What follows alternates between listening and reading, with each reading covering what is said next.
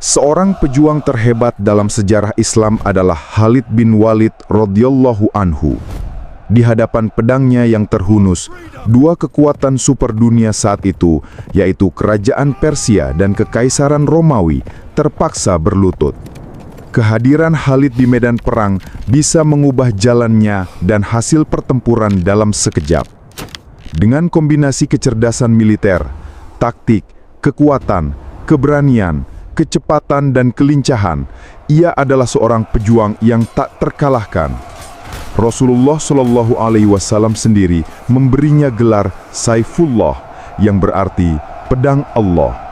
Berdasarkan buku The Sword of Allah, karya peneliti militer Pakistan yang terkenal, A.I. Akram, kami menyajikan kisah hidup pahlawan agung Khalid ini secara berseri. Jika Anda belum menonton video-video sebelumnya dalam seri ini tentang Khalid radhiyallahu anhu, kami mengundang Anda untuk mengklik tautan di deskripsi dan menontonnya.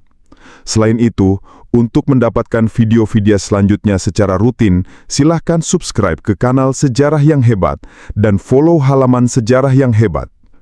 Kedatangan kembali kafilah dagang Abu Sufyan. Penduduk Mekah dipenuhi kegembiraan dan euforia ketika sebuah kafilah dagang kembali dengan selamat dari Palestina. Ini karena kafilah tersebut telah melewati jalan pesisir di dekat Madinah selama beberapa hari terakhir dengan bahaya besar dan hampir tertangkap oleh pasukan Muslim. Berkat keahlian dan kepemimpinan Abu Sufyan saja, kafilah itu berhasil kembali dengan selamat. Kafilah itu membawa 1.000 unta dan barang dagangan senilai 50.000 dinar. Dalam perjalanan komersial ini, Abu Sufyan mendapat untung 100%. Hampir setiap keluarga terkemuka di Mekah telah berinvestasi dalam perjalanan ini, sehingga kembalinya kafilah dengan keuntungan yang tidak terduga menjadi sumber kegembiraan bagi setiap penduduk Mekah. Peristiwa itu terjadi pada bulan Maret 624 Masehi saat musim semi di Arab. Sementara penduduk Mekah menari dan menyanyi dalam kegembiraan, dan para pedagang mengulurkan tangan mereka untuk menerima bagian dari keuntungan besar, suku Quraisy yang hancur dan porak-poranda setelah pertempuran Badar memulai perjalanan melelahkan mereka menuju Mekah. Abu Sufyan, yang khawatir kafilahnya akan diserang oleh kaum Muslim, telah mengirimkan kabar ke Mekah untuk meminta bantuan. Dan saat itulah pasukan Quraisy meninggalkan Mekah. Namun sebelum pasukan Quraisy tiba di lokasi, Abu Sufyan dan kafilahnya berhasil melewati area berbahaya dengan selamat dan mengirimkan pesan kepada pasukan Quraisy untuk kembali ke Mekah. Namun Abu Jahal, komandan pasukan Quraisy, tidak menghiraukan pesan itu. Ia telah menghabiskan 15 tahun hidupnya untuk menentang Rasulullah Shallallahu Alaihi Wasallam dengan keras. Ia tidak ingin melewatkan kesempatan ini. Oleh karena itu, alih-alih kembali ke Mekah, ia melibatkan diri dalam pertempuran melawan pasukan Muslim di dataran Badar. Pasukan yang angkuh ini kini kembali ke Mekah dalam keadaan hancur dan kalah. Berita Badar dan keinginan balas dendam Hind. Ketika pasukan Quraisy masih dalam perjalanan, seorang utusan tiba di Mekah mengendarai unta yang cepat. Begitu sampai di pinggiran kota, ia mulai merobek pakaiannya dan meratap keras, menceritakan kisah tragis di dataran Badar. Penduduk Mekah segera berkumpul di sekelilingnya untuk mengetahui berita perang. Mereka bertanya tentang orang-orang yang mereka cintai. Utusan itu menyebutkan nama-nama satu persatu, dan di antara yang hadir adalah Abu Sufyan dan istrinya, Hind. Dari utusan itu, Hind mengetahui kerugian yang diderita orang-orang yang dicintainya. Ayahnya, Utbah, pamannya, Syaibah, saudaranya, Walid, dan putranya, Hanzalah, semuanya telah kehilangan nyawa dalam pertempuran itu. Mereka semua dibunuh oleh Ali radhiyallahu anhu dan paman Rasulullah, Hamzah radhiyallahu anhu. Mendengar berita itu, Hind mengutuk Hamzah dan Ali dan hatinya terbakar dengan keinginan balas dendam. Pertempuran Badar adalah pertempuran besar pertama antara pasukan Muslim dan musuh mereka. Pasukan Muslim yang berjumlah 313 mujahid berdiri kokoh seperti batu melawan 1.000 pasukan kafir yang besar. Setelah 2 jam pertempuran sengit, pasukan Muslim berhasil mengalahkan pasukan Quraisy dan kaum Quraisy melarikan diri dari medan perang secara tidak teratur. Para pejuang terbaik pasukan Quraisy tewas atau ditawan dalam pertempuran ini. Dengan gugurnya hanya 14 pejuang Muslim, 70 kafir Quraisy tewas dan 70 lainnya ditawan di Badar. 17 dari mereka yang tewas berasal dari klan Bani Makhzum. Mereka semua adalah sepupu atau keponakan Khalid radhiyallahu anhu. Abu Jahal juga tewas dalam pertempuran ini. Saudara Khalid, Walid, ditawan oleh kaum Muslim. Utusan itu menyebutkan nama-nama yang tewas dan para pembunuhnya, dan kaum Quraisy menghitungnya. Nama-nama Ali radhiyallahu anhu dan Hamzah radhiyallahu anhu berulang kali muncul dalam daftar para pembunuh itu. Ali radhiyallahu anhu membunuh 18 orang dengan tangannya sendiri dan mengambil bagian dalam pembunuhan 4 orang lainnya. Sementara itu, Hamzah radhiyallahu anhu membunuh 4 orang dengan tangannya sendiri dan mengambil bagian dengan Ali dalam pembunuhan 4 orang lainnya. Oleh karena itu, nama Ali radhiyallahu anhu sering diucapkan dalam pertemuan duka kaum Quraisy ini. Kepemimpinan Abu Sufyan dan negosiasi pembebasan tawanan. 2 hari setelah peristiwa itu, Abu Sufyan mengadakan pertemuan dengan para pemimpin Quraisy. Tidak ada satupun di antara mereka yang hadir yang tidak kehilangan orang yang dicintai di Badar. Ada yang kehilangan ayah, ada yang kehilangan anak, ada pula yang kehilangan saudara. Yang paling ribut di antara yang hadir adalah Safwan bin Umayyah dan putra Abu Jahal, Ikrimah. Sangat sulit untuk menenangkan Ikrimah. Ayahnya yang memiliki kehormatan langka memimpin pasukan Quraisy di Badar telah kehilangan nyawanya dalam pertempuran itu. Namun, Ikrimah memiliki sedikit penghiburan karena ia dan ayahnya masing-masing berhasil membunuh seorang Muslim di Badar. Meskipun begitu, dahaga balas dendamnya belum terpuaskan. Dalam pertemuan itu, ia berulang kali mendesak agar mereka harus membalas dendam untuk menjaga kehormatan klan Quraisy yang agung. Abu Sufyan kemudian berkata kepadanya, "Aku juga kehilangan putraku, Hanzalah, dalam pertempuran. Dahaga balas dendamku tidak kalah darimu. Akulah yang pertama akan menyiapkan dan memimpin ekspedisi yang kuat melawan Muhammad." Setelah mengambil alih kepemimpinan, Abu Sufyan mengeluarkan 2 perintah. Yang pertama, hampir semua orang terima tanpa perdebatan. Perintah pertama adalah tidak ada yang boleh menangis atau berduka atas mereka yang tewas di Badar. Ini karena air mata dapat menghanyutkan kepahitan di hati, dan kepahitan itu harus tetap hidup untuk membalas dendam terhadap pasukan Muslim. Bahkan mereka yang menderita kerugian besar dan kesedihan yang tak tertahankan tidak diizinkan untuk menangis di depan umum. Perintah kedua adalah mengenai para tawanan yang ditahan oleh pasukan Muslim. Abu Sufyan melarang segala upaya untuk membebaskan mereka. Ini karena jika mereka mengambil inisiatif seperti itu terlalu cepat, kaum Muslim dapat menuntut uang tebusan dalam jumlah yang lebih besar. Namun keputusan ini tidak dapat diterima oleh semua orang. 2 hari kemudian terlihat seorang pria diam-diam meninggalkan Mekah menuju Madinah untuk membebaskan ayahnya dengan tebusan. Ketika berita ini tersebar, yang lain juga mengambil tindakan sendiri dan membebaskan orang-orang yang mereka cintai. Abu Sufyan tidak punya pilihan selain membatalkan perintah keduanya. Jumlah uang tebusan bervariasi. Yang tertinggi adalah 4.000 dirham. Namun bagi yang miskin, tebusan terendah 1.000 dirham juga diterima. Beberapa tawanan tidak mampu membayar tebusan, tetapi berpendidikan. Mereka dibebaskan dengan syarat mereka mengajar anak-anak Muslim membaca dan menulis. Dan beberapa tawanan yang kesusahan dibebaskan oleh Rasulullah SAW tanpa tebusan dengan syarat mereka tidak akan pernah lagi mengangkat senjata melawan kaum Muslim. Di antara mereka yang mengambil bagian dalam upaya pembebasan tawanan adalah Ikrimah, Khalid radhiyallahu an, dan saudaranya Hisham. Khalid radhiyallahu an tidak bisa ikut serta dalam pertempuran Badar karena ia tidak berada di Hijaz atau Mekah.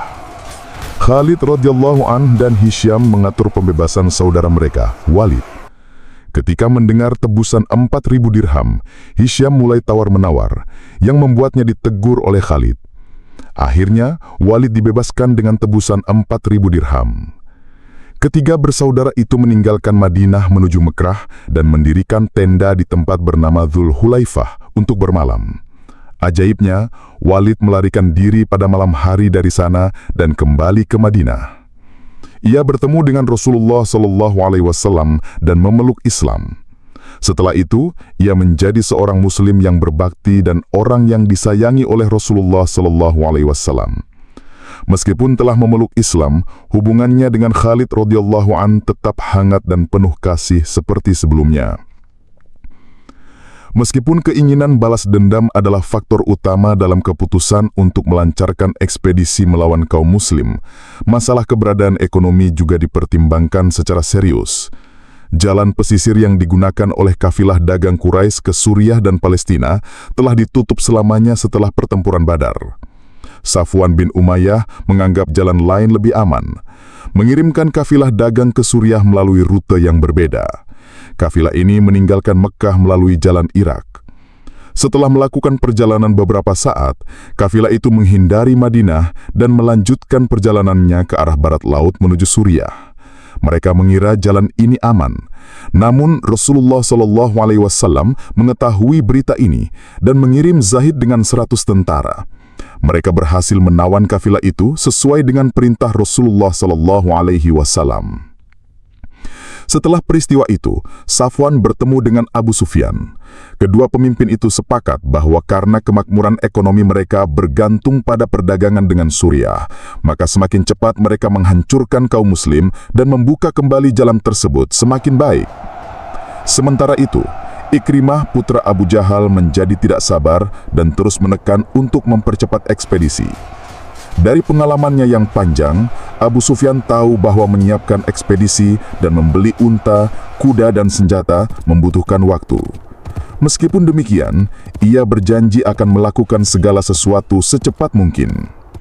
Persiapan yang tepat untuk ekspedisi pun dimulai. Selama persiapan, seorang kafir yang mencurigakan Abu Amir dari Madinah menemui Abu Sufyan dengan sebuah tawaran. Ia tidak senang dengan hijrahnya Rasulullah ke Madinah dan masuknya Islam klan Aus dengan cepat.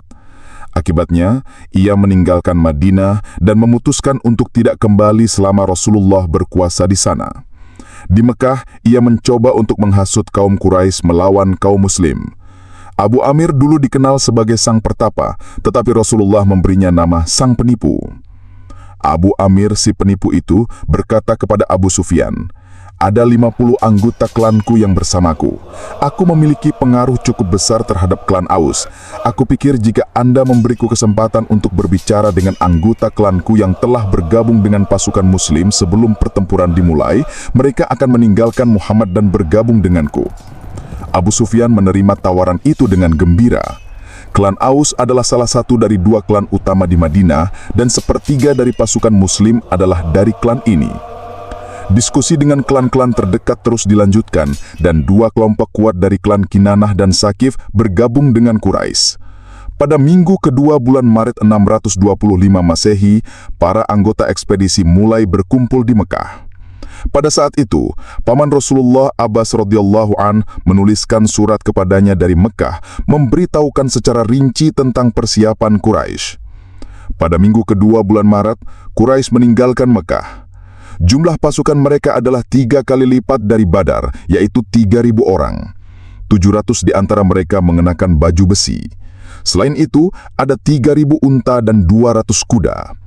15 wanita Quraisy juga ikut serta dalam tandu. Tugas mereka adalah mengingatkan para prajurit akan orang-orang yang dicintai yang tewas di Badar dan meningkatkan moral mereka. Kelompok wanita ini dipimpin oleh Hind, istri Abu Sufyan. Yang lain termasuk istri Ikrimah, istri Amr bin Al-As dan saudara Khalid. Kita akan mengenal salah satu wanita ini nanti.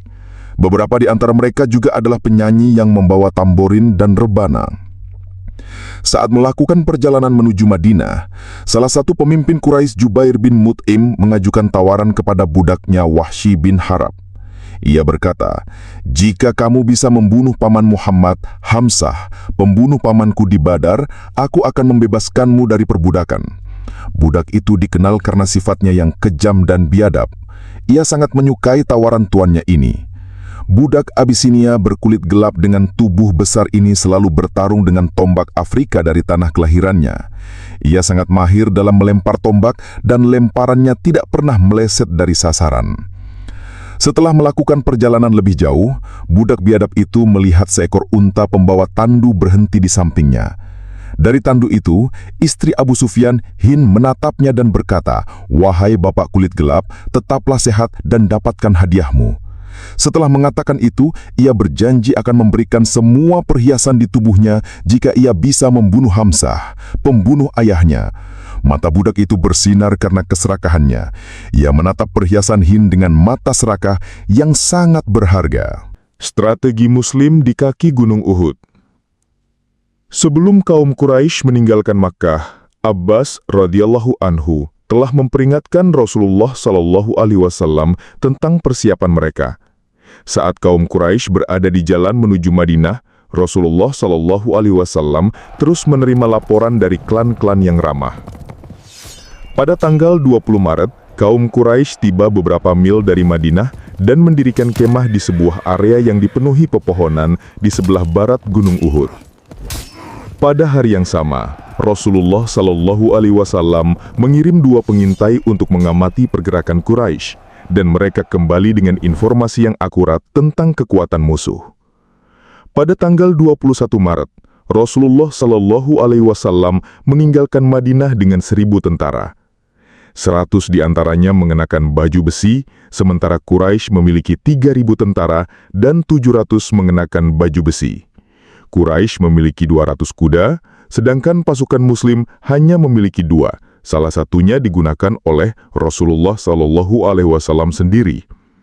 Pasukan Muslim ini berkemah di samping sebuah gunung kecil berwarna hitam bernama Syekhin, sedikit lebih dari 1 mil di utara Madinah, untuk bermalam. Keesokan paginya, sebelum perjalanan dimulai, sebuah kelompok munafik yang berjumlah 300 orang yang dipimpin oleh Abdullah bin Ubay membelot dari pihak Rasulullah SAW. Alasan mereka adalah tidak ada kemungkinan untuk menang jika berperang melawan Quraisy di luar Madinah. Oleh karena itu, mereka tidak mau ikut serta dalam pertempuran yang mereka yakini akan kalah. Para munafik itu kembali ke Madinah. Jumlah pasukan Rasulullah kini hanya 700 orang, dan ia meninggalkan kemah dengan kekuatan ini. Sebenarnya, Rasulullah SAW juga tidak ingin berperang di luar Madinah. Ia ingin kaum Muslim menunggu Quraisy di rumah mereka dan pertempuran akan terjadi di tanah Madinah. Namun, sebagian besar kaum Muslim berpendapat bahwa mereka harus menghadapi Quraisy di luar Madinah. Oleh karena itu, ia menerima pendapat mayoritas dan memutuskan untuk berperang di luar Madinah dan mereka memulai perjalanan. Meskipun ia berangkat untuk berperang di bawah langit terbuka, ia ingin menempatkan musuh di lokasi yang ia pilih secara strategis. Oleh karena itu, ia menempatkan pasukannya di kaki Gunung Uhud. Gunung Uhud adalah area pegunungan yang luas yang membentang 4 mil di utara Madinah, dengan ketinggian sekitar 1.000 kaki dari dataran. Area ini memiliki panjang 5 mil. Rasulullah SAW mengatur pasukannya dengan rapi. Ia menempatkan sayap kirinya di kaki gunung yang curam dan sayap kanannya di kaki bukit yang rendah. Sisi kanan pasukan Muslim aman, tetapi ada kekhawatiran diserang oleh musuh dari sisi lain, Ainan, di sisi kiri. Untuk menghadapi bahaya ini, Rasulullah SAW memerintahkan 50 pemanah untuk mengambil posisi di puncak gunung Ainan agar mereka dapat melindungi pasukan Muslim dari serangan musuh dari belakang. Perintah Rasulullah kepada pasukan pemanah ini yang dipimpin oleh Abdullah bin Zubair radhiyallahu anhu adalah, gunakan panah kalian melawan kavaleri musuh. Jaga agar sisi belakang kita tetap bebas dari serangan musuh. Selama kalian mempertahankan posisi kalian, sisi belakang kita akan tetap aman. Jangan tinggalkan posisi ini dalam keadaan apapun. Jangan bergabung dengan kami jika kalian melihat kami menang, dan jangan datang untuk membantu kami jika kalian melihat kami kalah. Perintah ini sangat spesifik dan jelas bagi pasukan pemanah. Dalam pertempuran Uhud, Gunung Ainan adalah bukit yang sangat strategis, di mana area di sekitarnya dapat dengan mudah dikendalikan. Oleh karena itu, sangat penting untuk melindunginya dari tangan musuh.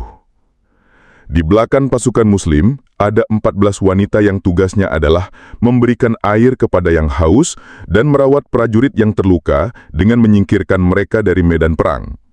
Di antara mereka ada Fatimah, putri Rasulullah SAW dan istri Ali radhiyallahu anhu. Rasulullah SAW sendiri mengambil posisi dengan sayap kiri pasukannya. Pasukan Muslim diatur dengan cara yang sangat baik dan terencana untuk melancarkan pertempuran frontal. Karena keunggulan tata letak ini, mereka mampu mengatasi jumlah musuh yang lebih besar dan keunggulan kavaleri, dan musuh tidak dapat memanfaatkan keunggulan jumlah dan kavalerinya. Tanpa strategi posisi ini, kaum Muslim tidak memiliki cara untuk menghadapi kavaleri musuh. Akan lebih menguntungkan bagi Abu Sufyan jika pertempuran terjadi di medan buka. Itu akan memberinya kesempatan untuk menyerang pasukan Muslim dari samping atau belakang dengan kavaleri. Namun Rasulullah SAW tidak memberinya kesempatan itu. Sebaliknya, ia memaksa Abu Sufyan untuk bertempur dalam pertempuran frontal di area yang sempit, di mana keunggulan jumlah dan kavaleri pasukannya menjadi terbatas. Penting untuk dicatat bahwa pasukan Muslim mengambil posisi menghadap Madinah dengan pegunungan Uhud di belakang mereka. Jalan menuju Madinah terbuka bagi Quraisy. Quraisy maju. Mereka mendirikan kemah perang sekitar 1 mil di sebelah selatan gunung yang curam. Dan dari sana, Abu Sufyan mengatur pasukannya untuk menghadapi pasukan Muslim. Ia menempatkan pasukan infanteri di tengah dan pasukan kavaleri yang bergerak cepat di kedua sayap. Khalid berada di sisi kanan dan Ikrimah di sisi kiri. Dan keduanya ditemani oleh 100 pasukan kavaleri yang kuat. Amr ibnul As bertanggung jawab atas kavaleri secara keseluruhan, meskipun tugasnya hanya mengkoordinasi. Abu Sufyan menempatkan 100 pemanah di barisan depan untuk bentrokan awal. Panji-panji pasukan Quraisy dipegang oleh Talhah bin Abu Talhah yang kembali dari pertempuran Badar. Para wanita Quraisy mengambil posisi di belakang mereka.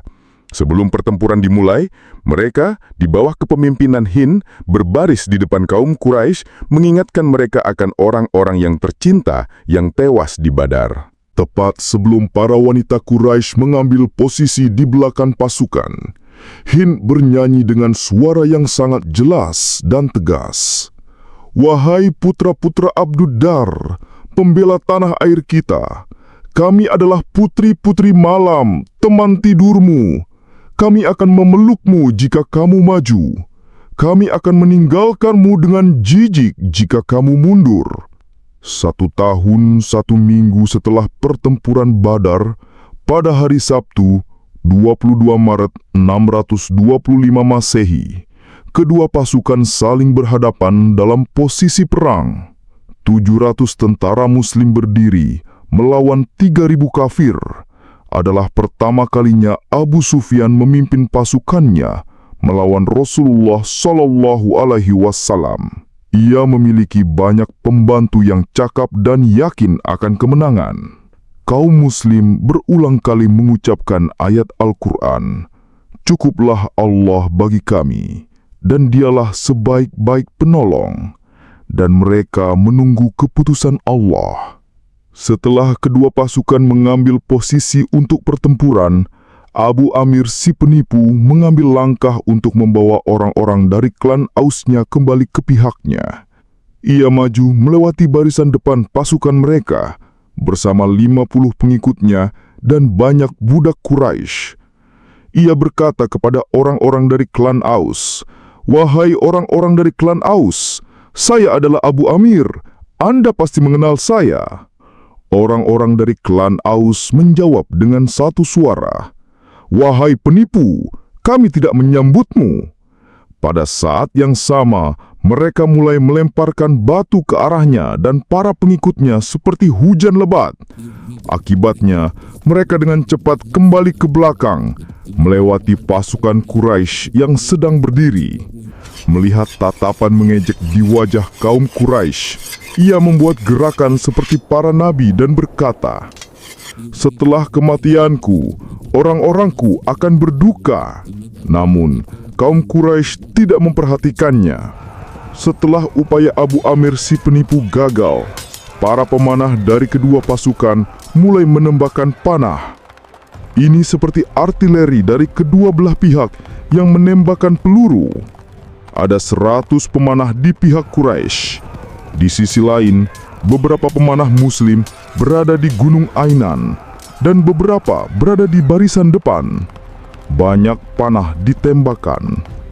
Di bawah perlindungan para pemanah, Khalid menyerang sayap kiri pasukan Muslim dengan kavaleri. Tetapi karena ketepatan pemanah Muslim, mereka terpaksa mundur. Segera setelah bentrokan para pemanah berakhir, lagu yang sama terdengar lagi dari para wanita Quraisy di medan perang. "Kami adalah putri-putri malam." Duel dan kemartiran Hamzah radhiyallahu anhu. Fase selanjutnya adalah duel antara pejuang-pejuang utama kedua pasukan. Pembawa panji pasukan Quraisy, Talhah, maju dan berteriak, "Akulah Talhah, putra Abu Talhah. Adakah yang ingin melawanku?" Mendengar seruan ini, Ali radhiyallahu anhu melompat maju. Sebelum Talhah dapat menyerangnya, Ali radhiyallahu anhu menjatuhkannya dengan serangan pedang. Talhah tidak tewas, tetapi hanya terluka ringan. Saat Ali radhiyallahu anhu mengangkat pedangnya untuk menyerang lagi, ia meminta belas kasih. Ali radhiyallahu anhu menghentikan serangannya. Kemudian, ketika pertempuran habis-habisan dimulai, Talhah yang terluka dibawa pergi oleh kaum Muslim. Setelah Talhah jatuh, seorang kafir lain maju dan mengambil panji Quraisy. Ali radhiyallahu anhu membunuh orang ini. Budak biadab itu mengamati adegan ini dari belakang pasukan Quraisy. Ia diam-diam bergerak ke sisi kanan untuk menyerang Hamzah dari samping. Hamzah telah memasang bulu burung unta yang panjang di sorbannya, sehingga sangat mudah untuk mengikutinya. Secara bertahap, duel itu semakin meluas. Kerabat Talhah satu persatu mengangkat panji Quraisy dan dibunuh oleh kaum Muslim. Paling banyak korban jatuh oleh pedang Ali radhiyallahu anhu. Abu Sufyan juga ikut dalam duel dari atas kudanya. Hanzalah bin Abu Amir radhiyallahu anhu menghadapinya. Sebelum Abu Sufyan sempat menggunakan tombak atau pedangnya, Hanzalah radhiyallahu anhu menyerang kaki depan kudanya dan ia jatuh dari kuda. Abu Sufyan berteriak meminta bantuan. Salah satu temannya maju dan berhasil membunuh Hanzalah. Abu Sufyan dengan cepat kembali ke tempat aman. Sementara itu, Abdurrahman, putra dari Abu Bakar radhiyallahu anhu, adalah salah satu pejuang Quraisy. Ia maju dan menantang duel. Ayahnya Abu Bakar mengambil pedangnya dan maju untuk menyambut tantangannya. Tetapi Rasulullah Shallallahu Alaihi Wasallam menghentikannya dan berkata, "Masukkanlah pedangmu ke sarungnya." Abdurrahman ini kemudian menjadi seorang prajurit Islam yang terkenal dan memperoleh kehormatan khusus dalam ekspedisi Suriah. Segera setelah fase duel berakhir, pertempuran habis-habisan dimulai. Kedua pasukan terlibat dalam pertarungan jarak dekat yang mengerikan. Kaum Muslim lebih berani dan terampil dalam menggunakan pedang, tetapi kaum Quraisy mampu menghadapi keterampilan Muslim ini karena jumlah mereka yang lebih besar. Selama pertempuran habis-habisan, Khalid mencoba serangan lain di sisi kiri, tetapi para pemanah di Ainan menggagalkannya. Posisi Rasulullah Shallallahu Alaihi Wasallam berada di sayap kiri pasukan Muslim ini. Rasulullah sendiri secara aktif ikut serta dalam pertempuran dan menembakkan panah ke arah Quraisy. Di sampingnya ada Sa'ad bin Abi Waqqas radhiyallahu anhu yang merupakan pembuat panah profesional dan salah satu pemanah terkenal saat itu. Rasulullah akan menetapkan sasaran untuk Sa'ad radhiyallahu anhu dan Sa'ad radhiyallahu anhu akan mengenainya dengan tepat. Hamzah sedang bertarung dari sisi kiri pasukan Muslim. Ia telah membunuh 2 kafir dan melihat yang lain maju. Nama orang ini adalah Saba bin Abu Uzzah yang dikenal baik oleh Hamzah. Ia berteriak, "Wahai putra tukang sunat, mendekatlah kepadaku." Perlu dicatat bahwa ibu Saba bin Abu Uzzah adalah tukang sunat di Mekah. Mendengar kata-kata Hamzah, wajah Saba memerah. Ia mengambil pedangnya dan maju ke arahnya. Saat duel antara keduanya dimulai, budak biadab itu merayap di balik semak-semak dan batu-batu ke arah Hamzah. Begitu sasarannya berada dalam jangkauan tombaknya, ia mengukur jarak dengan mata ahlinya. Kemudian ia berdiri dan mengangkat tombaknya. Pada saat itu, Hamzah menyerang kepala Saba dengan pukulan mematikan dan ia jatuh ke kakinya. Tepat pada saat ini, budak biadab itu melemparkan tombaknya. Senjata kejam itu mengenai perut bawah Hamzah dengan tepat dan menusuknya hingga keluar di sisi lain. Segera setelah terkena, Hamzah berbalik menghadap budak biadab itu dan maju beberapa langkah sambil mengaum seperti singa. Pria itu gemetar ketakutan di balik batu. Tetapi Hamzah tidak bisa melangkah lebih jauh. Ia jatuh ke tanah. Budak biadab itu menunggu sampai tubuh Hamzah tidak bergerak. Kemudian ia mendekati mayat dan menarik tombaknya dengan sentakan. Ia kemudian meninggalkan medan perang dengan santai. Ini karena ia telah menyelesaikan tugas yang diberikan kepadanya. Budak biadab ini mungkin akan mendapat kesempatan untuk bertarung dalam banyak pertempuran lagi. Tetapi pahlawan agung Hamzah radhiyallahu anhu tidak akan mendapatkan kesempatan itu lagi. Hamzah adalah singa Allah dan Rasul-Nya. Perubahan mendadak dalam jalannya pertempuran. Segera setelah peristiwa ini, posisi kaum Quraisy goyah dan kaum Muslim meningkatkan tekanan serangan mereka. Setelah beberapa pembawa panji Quraisy terbunuh atau terluka, seorang budak mengambilnya dan bertarung sampai ia terbunuh. Setelah kematiannya, panji itu jatuh lagi, dan pasukan Quraisy mulai pecah dan melarikan diri secara tidak teratur. Pada saat ini, kepanikan meluas di antara pasukan Quraisy. Kaum Muslim mengejar kaum Quraisy. Melihat penderitaan mereka, para wanita Quraisy mulai meratap.